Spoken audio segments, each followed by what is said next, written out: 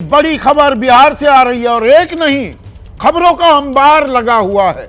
तेजस्वी यादव ने अपने विधायकों के साथ एक बैठक की। 2 घंटे से ज्यादा वक्त ये बैठक चली और बैठक में ये साफ कर दिया है आरजेडी ने वो सरकार से समर्थन वापस नहीं लेने वाले हैं। आखिरी फैसले के लिए राष्ट्रीय अध्यक्ष लालू प्रसाद यादव को अधिकृत कर दिया गया है। लेकिन उससे भी बड़ी खबर जो आ रही है, तेजस्वी यादव ने अपने विधायकों से कहा है कि बिहार में खेला होना अभी बाकी है।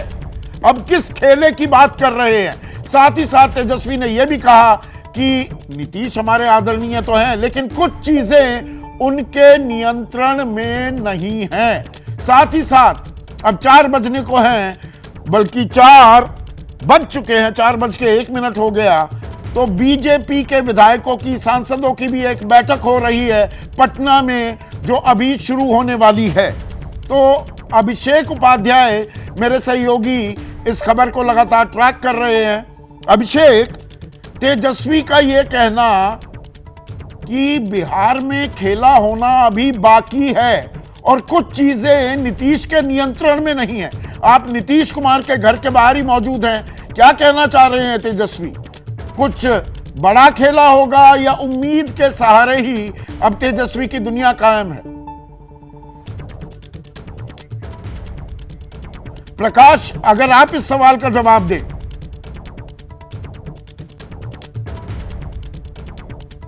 अंकित हैं मेरे सहयोगी। देखिए, खबरों की आपाधापी इतनी है कि जो रिपोर्टर्स होते हैं फील्ड में, उनके लिए कितनी दिक्कत हो जाती है। जहां नेता दिखता है वहीं दौड़ने लग जाते हैं। तो अंकित, सवाल आपने सुन लिया, आप इसका जवाब दें। क्या कहना चाह रहे हैं तेजस्वी? कोई बड़ा खेल अभी होना बाकी है, संभावनाओं का ही खेल होता है राजनीति, या बस ये उम्मीद के सहारे उनकी दुनिया कायम है? देखिए, इस वक्त जो तेजस्वी यादव की तरफ से संदेश ये दिया जा रहा है, या ये कहा जाए कि आरजेडी के जो कुछ नेता हैं वो लगातार इस तरीके की बातें कर रहे हैं कि जो नीतीश कुमार है वो पहले अपना दल तो संभाल ले, क्योंकि उनकी तरफ से दावा ये किया जा रहा है कि 6 से 7 ऐसे विधायक हैं जो नीतीश कुमार के भी संपर्क में नहीं है। ऐसे में जब बहुमत साबित करने की बात आएगी तो फिर जो उनके पास में बहुमत होगा ही नहीं। लेकिन संदीप जी, उससे बड़ी एक और जानकारी निकल के सामने आ रही है, वो भी अपने दर्शकों तक पहुंचाना चाहूंगा, क्योंकि मैं बीजेपी के कार्यालय में हूं, जहां पर तमाम नेता आ रहे हैं बैठक के लिए। तो एक जानकारी निकल के सामने आई है, वो ये है कि मुमकिन है कि नीतीश कुमार को इस्तीफा देने की जरूरत ही ना पड़े। कैसे? वो ऐसे कि नीतीश कुमार इस्तीफा देने की जरूरत तब नहीं पड़ेगी अगर वो बीजेपी के समर्थन वाली चिट्ठी लेकर के जाते हैं राजभवन। वहां पर वो ये बताएंगे कि उनके पास में जो पूर्ण बहुमत की सरकार है और जो आरजेडी कोटे के मंत्री हैं उनको उनके पद से बर्खास्त कर दिया जाएगा और सरकार चलती रहेगी। यहां पर ये जरूरत क्यों पड़ी है? ये इस वजह से पड़ी है क्योंकि बैठक के दौरान, आरजेडी की बैठक के दौरान एक जानकारी निकल के सामने आई थी कि आरजेडी में कई लोगों का मत ये है कि सरकार गिरा देनी चाहिए, इस्तीफा, वहां से जो सरकार से समर्थन वापस ले लेना चाहिए और नई सरकार बनाने का दावा आरजेडी को पेश करना चाहिए। तो उसकी काट के तौर पर यह विकल्प सामने आ रहा है कि नीतीश कुमार को अपने पद से इस्तीफा देने की जरूरत ही नहीं है। बीजेपी के समर्थन वाली चिट्ठी लेकर के राजभवन जाएंगे और राजभवन जाकर के वो ये बता देंगे कि उनके पास पूर्ण बहुमत वाली सरकार है। लेकिन महत्वपूर्ण क्या है? महत्वपूर्ण ये है कि उसके बाद भी अब जो 6-7 विधायक अब तक, जैसा कि आरजेडी का पक्ष दावा कर रहा है कि नीतीश कुमार के संपर्क में नहीं है, वो तय होगा जाकर के विधान भवन में। लेकिन तब तक के लिए तो सरकार सुरक्षित हो जाएगी और जब सरकार सुरक्षित अगर हो गई तो फिर नीतीश कुमार के पास में वो वक्त होगा कि जो विधायक, जो आरजेडी की तरफ से कहा जा रहा है कि उनके संपर्क में नहीं है, उनको एक बार फिर से साध सके। तो ये एक रणनीति है, ये एक जो है चर्चा है जिस पर विचार चल रहा है। जी, तो हर तरह की संभावनाएं तलाशी जा रही हैं। Plan A, plan B, plan C, न जाने कितनी प्लान्स यहां पर बनती दिखाई दे रही हैं। विदेश पर जो आप बीजेपी के नेताओं से बात कर रहे हैं, कुछ से अगर अभी भी बात कर पाए, बीजेपी तो ताल ठोक रही थी 400 पार, अब की बार 400 पार, तो नीतीश कुमार की जरूरत क्यों आन पड़ी?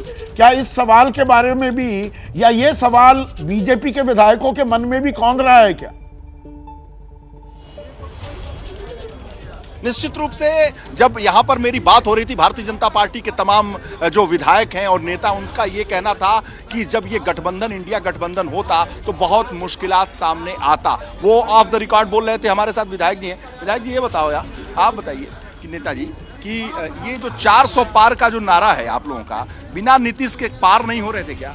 देखिए, ऐसी बात नहीं है, ये बिहार के हित में फैसला लिया गया और यह कोई मैंने नीति मोदी जी का तो 400 पार होना ही है, लेकिन ये बिहार के हित के लिए लिया गया फैसला है बस, और कोई बात नहीं है। बिहार के हित में जो सरकार महागठबंधन की सरकार थी, अपराधियों का बोलबाला था, और पूरे बिहार में मैडम ये बताइए 400 के पार का नारा है। बैठक होने दीजिए। से मिल रहा है क्या? आप बताइए। अभी नहीं, कुछ नहीं, अब अध्यात्म महोदय बच्चा आएंगे। आप बताएं।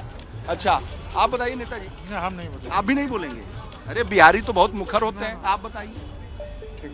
कुछ नहीं बोले ना, कौन सी के बारे में हैं? क्या चीज के बारे में? बिना नीतीश के 400 पार नहीं लग रही थी नैया। ना वैसा बात नहीं है। हाँ कैसन बात है?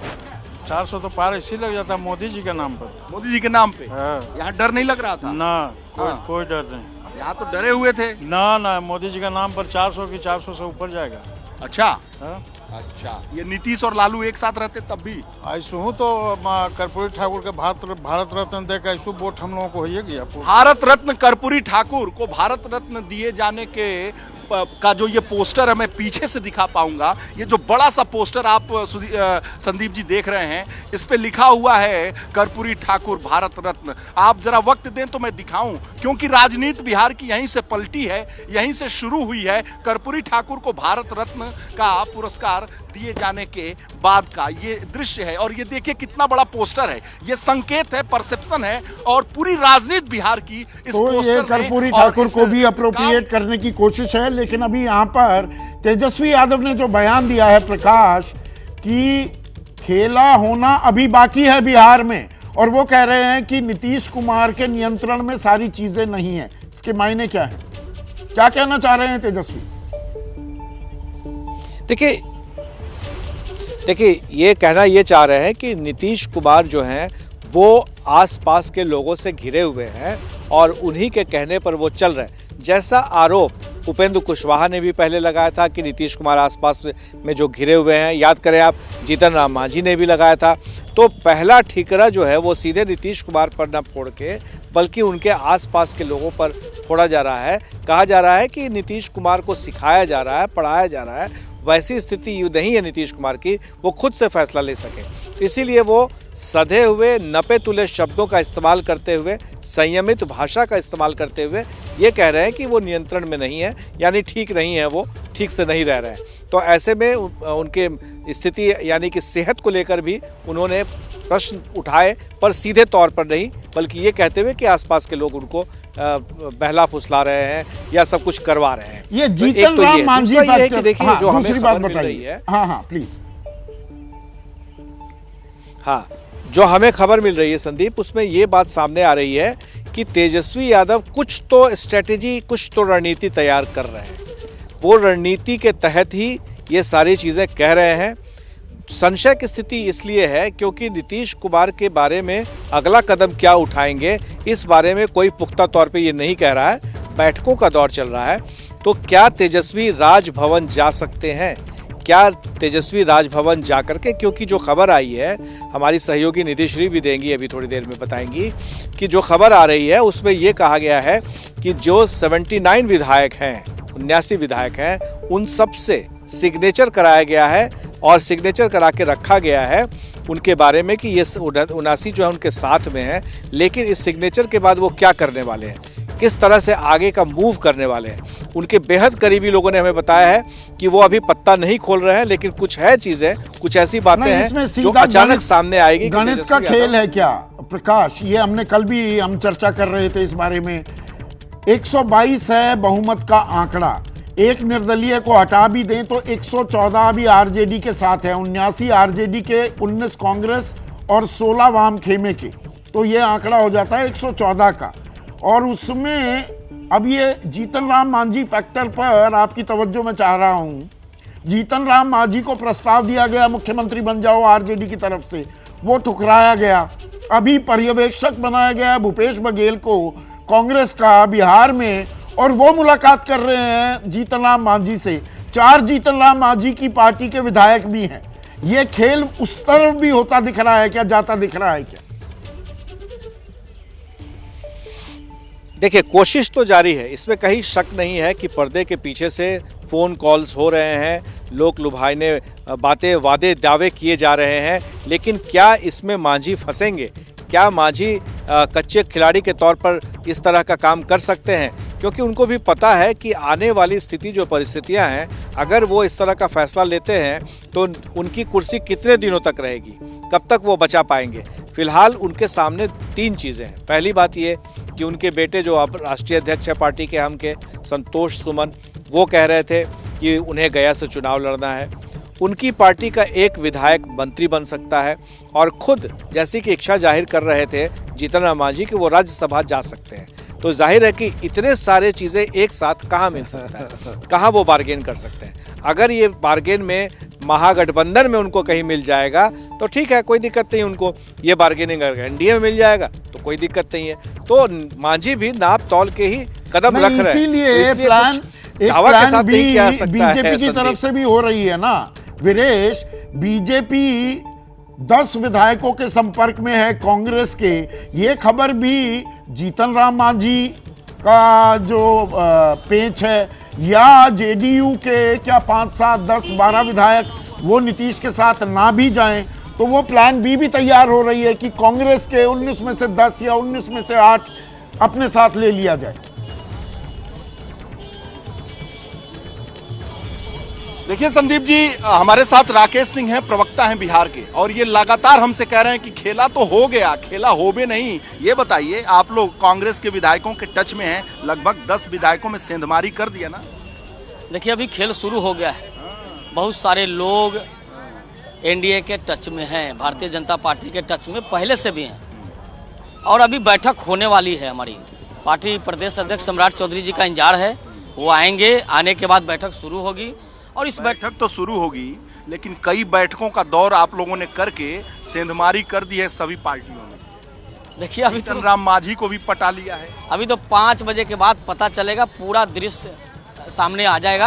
आपका जो चेहरे का जो भाव भंगिमा है और कॉन्फिडेंस लेवल है, स्टूडियो में संदीप चौधरी भी देख के कह रहे होंगे कि वाकई लगता है कि खेल तो कर ही दिया है। हम लोग बहुत कुछ संदीप चौधरी जी से सीखे हैं, उनको देखे हैं, उनको जान भी सीख ही रहे हैं। आप बताइए कि और पूरा देश सीख रहा है आप लोगों से, कहाँ कहाँ आप लोगों ने सेंधमारी की है? अभी खेल शुरू हुआ है। हम तो बताए कि सुबह से खेल, सुबह में ही बताया कि तो खेल अभी शुरू हुआ है। वीरेश ये कह रहे हैं खेला होना अभी बाकी है, ये तेजस्वी कह रहे हैं। तो ये खेल में बहुत कुछ हो रहा है। और अंकित, जो आप कह रहे थे उसी खेल में एक और कड़ी जुड़ गई क्या? आपने कहा कि नीतीश कुमार बर्खास्त कर देंगे आरजेडी के तमाम मंत्रियों को, अपने मंत्रिमंडल से कोई इस्तीफा देने की नौबत नहीं आएगी। क्या उसी की काट आरजेडी, जैसा अभी प्रकाश भी बता रहे थे, वो साइन ले रहे हैं? 79 के 79 विधायकों के बाकायदा हस्ताक्षर ले लिए गए हैं। तो यहाँ पर राजनीति के साथ कानूनी दांव पेच भी आजमाए जा रहे हैं।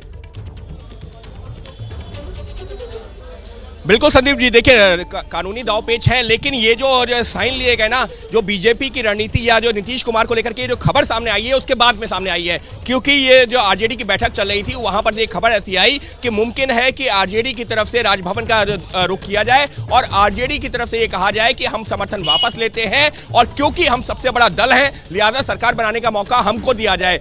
ये जो है चर्चा जो उस बैठक में हुई थी और एबीपी न्यूज से अपने दर्शकों को बताया भी था। तो उसी के बाद में ये जानकारी निकल के सामने आई कि नीतीश कुमार को अपने पद से इस्तीफा देने की जरूरत ही नहीं है। वो सरकार कैसे बर्खास्त कर सकते हैं या फिर सरकार गिर कैसे सकती है? जब जैसे ही जो नीतीश कुमार वहां राजभवन जाएंगे तो वो बाकायदा बीजेपी के समर्थन वाली चिट्ठी लेकर के जाएंगे और ये बताएंगे कि देखिए मेरे पास में इतना नंबर्स है, मेरी सरकार पूरी तरह सुरक्षित है। तो ऐसे में बड़े दल को न्योता देना, दोबारा से मुख्यमंत्री चुना जाना, शपथ होना, वो सारी पॉसिबिलिटीज रूल आउट हो जाएंगी। उसके बाद क्या होगा? उसके बाद ये होगा कि एक बार फिर से नीतीश कुमार से कहा जाएगा सदन में आकर के आप अपना जो है बहुमत साबित कीजिए। तब तक लिए नीतीश कुमार को, बीजेपी को वक्त मिल जाएगा कि वो जो जिस बात का जिक्र तेजस्वी यादव कर रहे हैं कि खेला होबे, आरजेडी के नेता कर रहे हैं, कांग्रेस के नेता कर रहे हैं कि खेला होबे, तो वो जो वक्त मिल जाएगा उस वक्त के दौरान वो अपने विधायकों को, जिनको लेकर के आशंकाएं अभी इस वक्त बनी हुई है और आरजेडी के नेता जो आरजेडी के विधायकों की बैठक हुई, अब उसकी बाकायदा पूरी तफसील से जानकारी इकट्ठा करके मेरी सहयोगी निधि श्री अब मेरे साथ जुड़ गई हैं। निधि, सिलसिलेवार तरीके से बताइए, ये 2 घंटे से ज्यादा जो बैठक चली, मोटे मोटे बिंदु तो हमने बताए हैं, हुआ क्या और किस संदर्भ में कुछ बातें कही गई?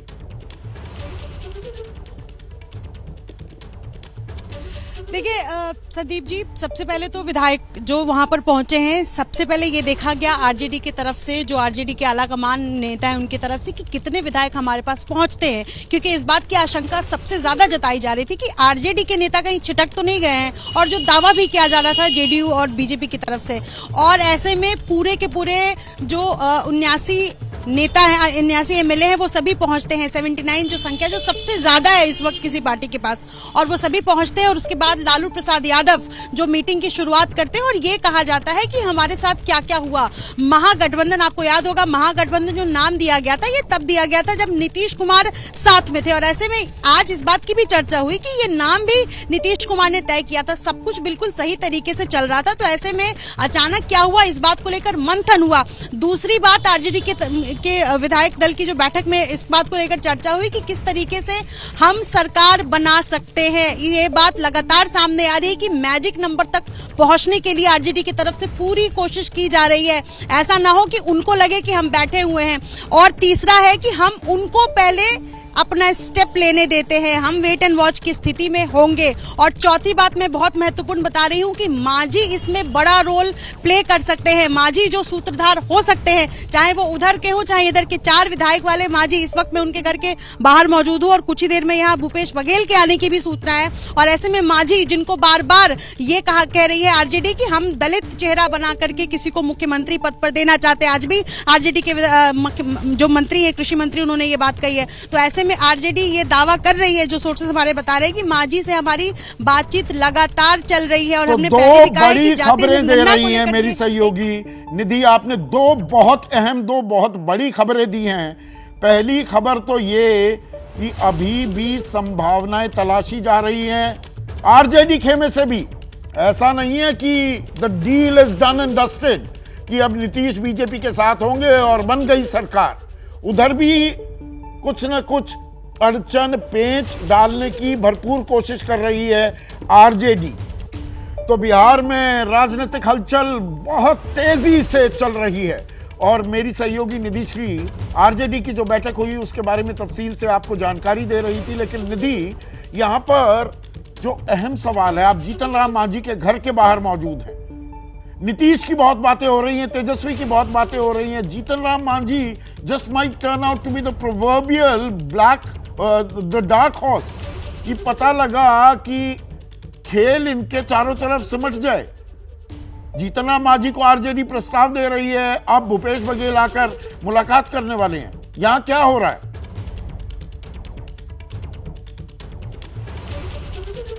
तो अभी निधि श्री, मुझे लगता है कि कुछ और जानकारी मिल गई है, उसको इकट्ठा कर रही हैं। लेकिन केसी त्यागी जो मुख्य प्रवक्ता हैं और सलाहकार भी हैं नीतीश कुमार के, वो गठबंधन के बारे में क्या कह रहे हैं, सुनिए।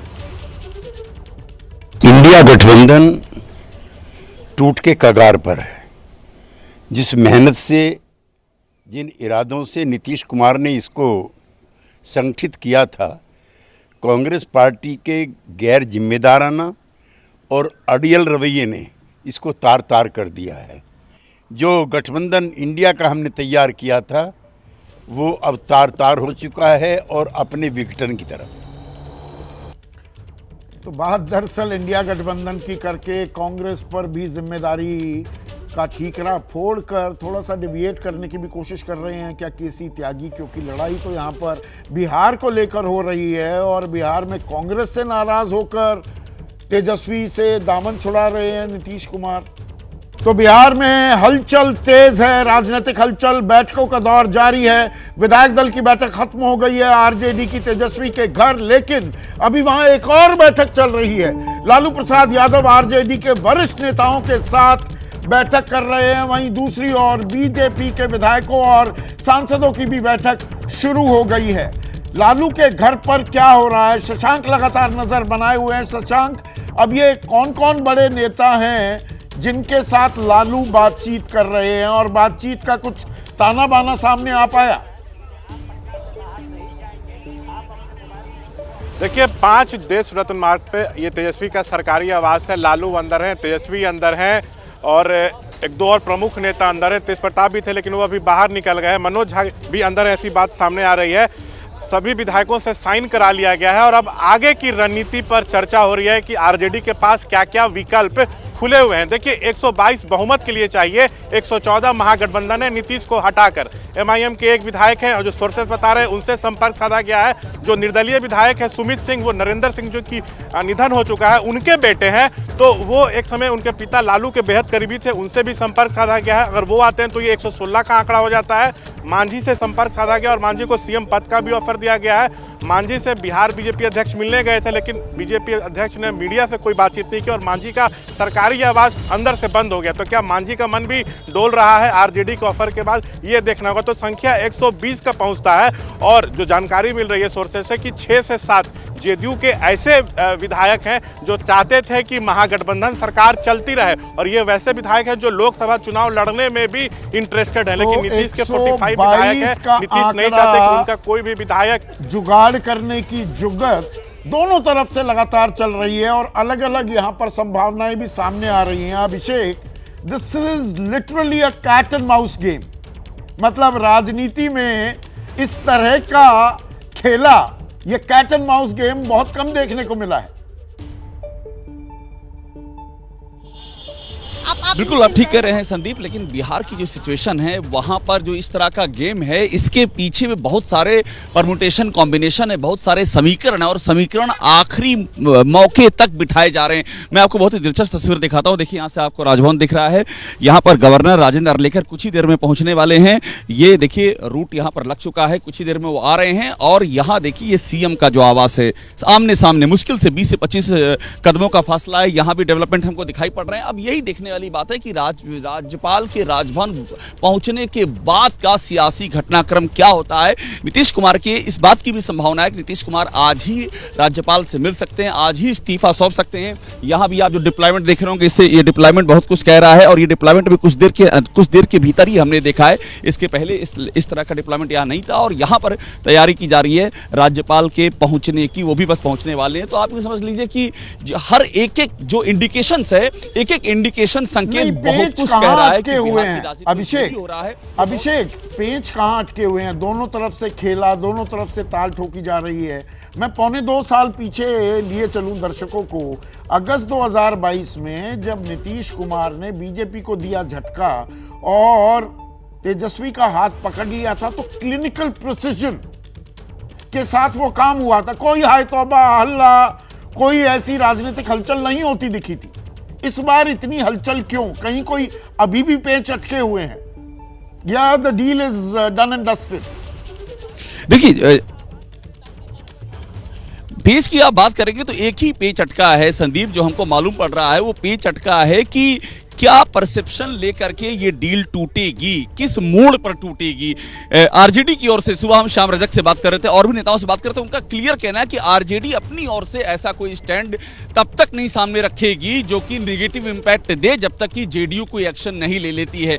जेडीयू की क्या चैलेंज ये है कि आरजेडी की ओर से ऑफिशियली ऐसा कुछ भी अभी पोर्ट्रे नहीं किया गया है। एक और उलझन आ गई है।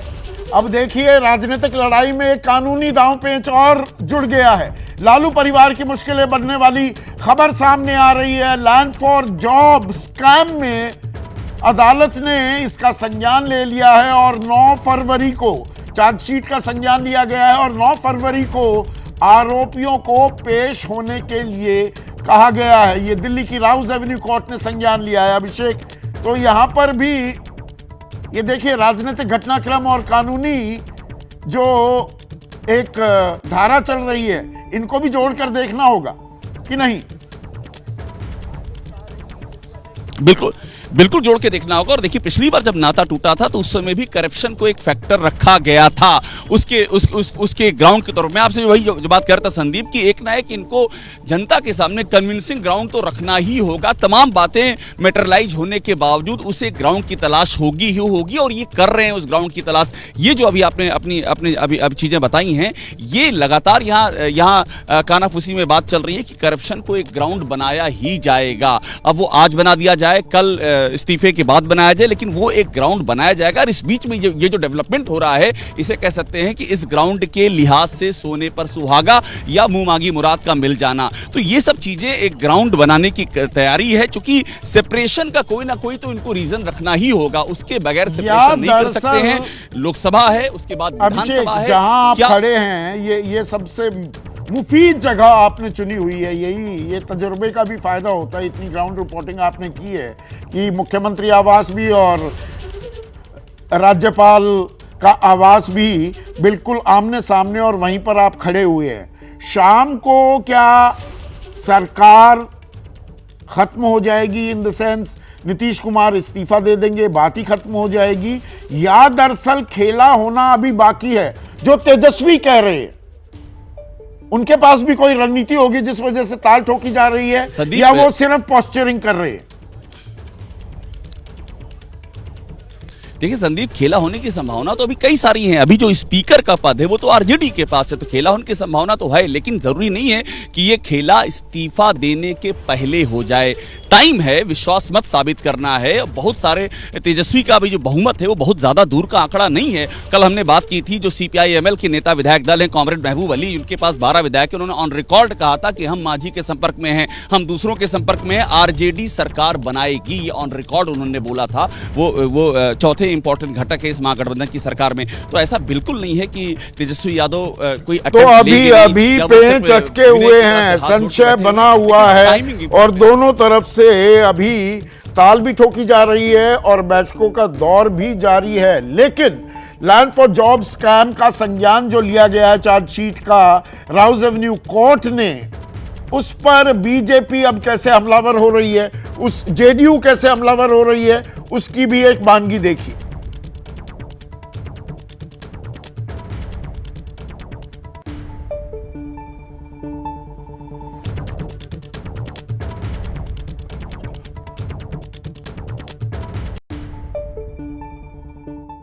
राजद नेतृत्व बेचैन है। बेचैनी का कारण साफ है कि चूंकि इन लोगों की आदत में शुमार रहा है नौकरी के बदले जमीन लेने का, तो 2,15,000 शिक्षकों की बहाली जो तय सीमा में माननीय नीतीश कुमार जी के नेतृत्व में हुआ, जिसमें न पदस्थापन में चल पाया न नौकरी देने में चल पाया, तो स्वाभाविक है अनर्गल प्रलाप कर रहे हैं। अनर्गल प्रलाप पर रोक लगाइए, वरना अंजाम इसका राजनीति में बेहतर नहीं होगा। आप लोग बताइए कि क्या चल रहा है, हम लोग तो इंतजार में हैं, और कोई अच्छा हो बिहार के लिए तो हम लोग मानते हैं। अच्छी खबर सुनने को मिल सकती है। देखिए, अब आप ही लोग बताइएगा कि क्या चल रहा है। हम लोग तो अभी दिल्ली से उतरे हैं। चलिए शर्मा, दिल्ली में पहले बैठक होती है, फिर बिहार आते हैं तमाम नेता, बिहार में बैठक शुरू हो जाती है। देखिए, हमारी पार्टी बड़ी व्यवस्थित पार्टी है और हर चीजों पर चिंता करती है और हर विषयों पर बातचीत होती है। तो आज भी उस बातचीत के क्रम में, और कोई ऐसी बात तो नहीं है कि हम लोग पटना पार्टी के बैठक में पहली बार आए हैं। जब भी पार्टी बुलाती है हम लोग आएंगे। माहौल तो कुछ और है सर। माहौल अच्छा हो तो हम लोग भी ऐसा ही चाहते हैं। चलिए आइए। तो लैंड फॉर जॉब स्कैम की चार्जशीट का संज्ञान लिया है राउज एवेन्यू कोर्ट ने। 9 फरवरी को सभी आरोपियों को पेश होने के लिए कहा भी गया है, और जेडीयू इस बात को लेकर हमलावर है। देखिए आपको ताजा तस्वीरें दिखाता हूं। राज्यपाल, ये देखिए हम ताजा तस्वीर आपको दिखा रहे हैं। राज्यपाल राजेंद्र अर्लेकर पहुंच रहे हैं इस समय। सीधी तस्वीर आपको दिखा रहे हैं राजभवन में, और इनका पहुंचना बहुत ही महत्वपूर्ण है, क्योंकि इसलिए महत्वपूर्ण है, नीतीश कुमार की जो इस्तीफा देने की बात है वो इनके पहुंचने के बाद यहां से 25 कदम का फासला है। संदीप, राज्यपाल पहुंच गए हैं, और ये आप जो सामने देख रहे हैं ये घर है नीतीश कुमार का। यही सबसे अहम मोमेंट है कि राज्यपाल के आने के बाद यहां डेवलपमेंट क्या होता है, इसीलिए मैं चाह रहा था ये तस्वीर जरूर दिखाऊं। एक जो एक्शन है वो एक्शन दिख गया है, रिएक्शन इधर से क्या होना है इसी का इंतजार है। संदीप, तो ये सबसे अहम जगह पर खड़े हुए हैं मेरे सहयोगी अभिषेक उपाध्याय, और यहीं पर कैमरे की हमारी नज़र लगातार बनी रहेगी। लेकिन जो कानूनी पहलू है और उसमें राजनीतिक दांव जो अब जेडीयू चलती दिखाई दे रही है, अंकित, नीरज कुमार आकर कहते हैं कि अरे देखिए लैंड फॉर जॉब स्कैम, वो तो 2008-9 का स्कैम था ना, आज का थोड़ा है। 15 साल से आपको पता था, अच्छी भली 1.25 साल से सत्ता की मलाई आप खा रहे थे, अब आपको भ्रष्टाचार भी याद आ गया। बिल्कुल संदीप जी, और यही राजनीति है। जब तक आपके साथ कोई है तब तक वो सबसे अच्छा है, और जैसे ही वो आपसे दूर होना शुरू होता है तमाम खामियां नजर आ जाती हैं। और बात की जाए लैंड फॉर जॉब स्कैम की, जिस मामले में चार्जशीट पे कॉग्निजेंस लिया गया है राउज एवेन्यू कोर्ट के द्वारा, तो उस मामले में पहले होगा क्या, ये जो तमाम आरोपी हैं जिसमें राबड़ी देवी, मीसा भारती समेत तमाम लोग हैं, वो अदालत में जाएंगे, वहां से जमानत के लिए पहले वो अप्लाई करेंगे, जमानत मिलेगी तो वो बाहर आएंगे, वरना उनकी मुश्किलें बढ़ सकती हैं। ये कानूनी पहलू हुआ। लेकिन अगर हम जो राजनीतिक पहलू पर बात करते हैं तो लैंड फॉर जॉब स्कैम के लिए लगातार बीजेपी की तरफ से सुशील मोदी बहुत मुखर रहे, और वो जब भी हमला करते थे वो यही कहते थे कि नीतीश कुमार के जो करीबी लोग हैं आज की तारीख में, उन्होंने ही सारे दस्तावेज, उन्होंने ही कोर्ट केस किया हुआ है, और आज वो लालू यादव के करीबी हैं। तो यही देखिए क्या बदलाव हुआ है। अभी तक बीजेपी हमलावर थी, और जो जेडीयू, वो जो जिन लोगों ने केसेस किए हुए थे, फिर चाहे वो लल्लन सिंह हो या तमाम लोग, वो लोग जो है सरकार में थे। लेकिन जैसे ही दूरियां बढ़नी शुरू हुई है, ये कहा जाने लगा ये तो भ्रष्टाचारी हैं, इनके ऊपर भ्रष्टाचार के आरोप हैं, इन्होंने घोटाले किए हैं, लोगों का हक मारा है। अरे यही तो वो लोग थे ना जिनके साथ आप सत्ता में थे। लेकिन परिस्थितियां बदलते ही बयान भी बदल जाते हैं, तेवर भी बदल जाते हैं। और निधि, आप जीतन राम मांझी के घर के बाहर मौजूद हैं और बीच में कनेक्शन नहीं हो पाया था, मैंने तब ये सवाल पूछा था, उसे दोहरा रहा हूं। Jitan Ram Manjhi just might turn out to be the proverbial dark horse. मतलब हम नीतीश की, तेजस्वी की, सबकी बात कर रहे हैं, पर भूपेश बघेल का जाना, आरजेडी की बैठक के बाद पता लगता है कि जीतन राम मांझी को तो प्रस्ताव दिया गया था, जीतन राम मांझी को मुख्यमंत्री बनाने की बात, he might be holding the cards. ये भी एक संभावना बनती है क्या? बिल्कुल संदीप जी, देखिए दोनों तरफ इस बात जोड़ तोड़ में दोनों ही पार्टी लगी हुई है, but meanwhile all eyes on Jitan Ram Manjhi. मैं आपको एक बार तस्वीर दिखा दूं इनके घर के बाहर की, पूरी शांति है, लेकिन जितनी शांति घर के बाहर दिख रही है संदीप, उतनी अंदर है नहीं। और अभी इनके जो प्रवक्ता है दानिश रिजवान, वो बाहर निकले, उन्होंने कहा कि आंकड़ों का पूरा खेल है और राजनीति में कुछ भी असंभव नहीं है। ये बात उन्होंने क्लियर अभी संकेत दिए हैं। मैं यहाँ पर रोकूंगा निधि, 1 मिनट आपको रोकूंगा। ये खबर एबीपी न्यूज ने जब ब्रेक की थी कि जेडीयू ने, कल शाम 5 बजे हमने ये खबर ब्रेक कर दी थी कि आरजेडी ने प्रस्ताव भेजा है जीतन राम मांझी को कि आप मुख्यमंत्री बन जाइए, तो दानिश रिजवान ने कहा नहीं, हमें तो ठुकरा दिया है। ये तो ऐसी 400 पार हो रही है, आप लोग जो दावा कर रहे हैं। ये थे राम कृपाल यादव हंसते हुए, मुस्कुराते हुए, सवालों को टालते हुए आगे बढ़ गए हैं। और बीजेपी के जो तमाम बड़े नेता हैं वो कुछ इसी तरीके से, जब नीतीश कुमार को लेकर सवाल पूछा जा रहा है तो वो चुप्पी साध लेते हैं। नहीं, अभी पर मैं निधि से जो सवाल पूछ रहा हूं, दानिश रिजवान कल कह रहे थे कि नहीं, हमें नहीं चाहिए मुख्यमंत्री पद, आज कह रहे हैं संभावनाओं का खेल है। यही खेल अटका हुआ है क्या इन संभावनाओं में ही निधि?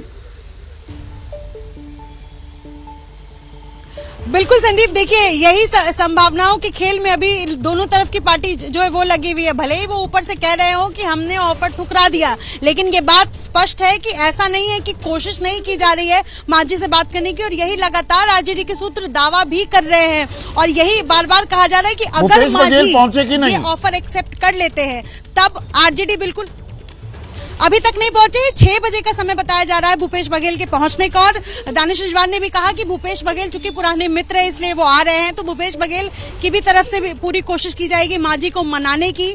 4 विधायक इनके हैं और उन 4 विधायक के साथ किस तरफ जाते हैं मांझी, ये देखना होगा। लेकिन ऐसा नहीं है कि मांझी ने एक बार कह दिया औपचारिक तौर पर कि हमने एक्सेप्ट नहीं किया है, अंदर खाने जो है वो यहाँ भी बातचीत चल रही है। और कहाँ फायदा होगा ये जरूर मांझी की पार्टी जो है, हम पार्टी, ये फायदा देखकर अगला स्टेप जो है वो लेगी। तो कुल मिलाकर दोनों तरफ से कोशिश ये की जा रही है। लेकिन मैं आपको एक बात स्पष्ट कर दूं कि आरजेडी की जो बैठक हुई है उसमें ये तो क्लियर हो गया है कि जो लालू यादव फैसला करेंगे वही फैसला अंतिम फैसला होगा। ये क्लियर है। जो आरजेडी के सभी विधायकों को ये मैसेज दिया गया है कि अंतिम फैसला यानी लालू यादव का मुहर ही लगेगा, जिसमें बकायदा साइन भी करवाया गया है विधायकों का। अगर लालू मांझी को अपने साथ रखने की कोशिश करते हैं तो कहीं ना कहीं आरजेडी के लिए एक फायदा जो है वो नजर आ रहा है, सरकार बनाने में एक प्लस पॉइंट आ जाएगा। जी, तो हर कोई अपनी कवायद में, वो अंक गणित जुगाड़ने में, वो जुगत भिड़ाने में कि 122 किसके पास हैं, लगा हुआ है यहाँ पर। क्योंकि मुख्यमंत्री नीतीश कुमार हैं, फर्स्ट मूवर एडवांटेज उनकी तरफ जाता दिखेगा। लेकिन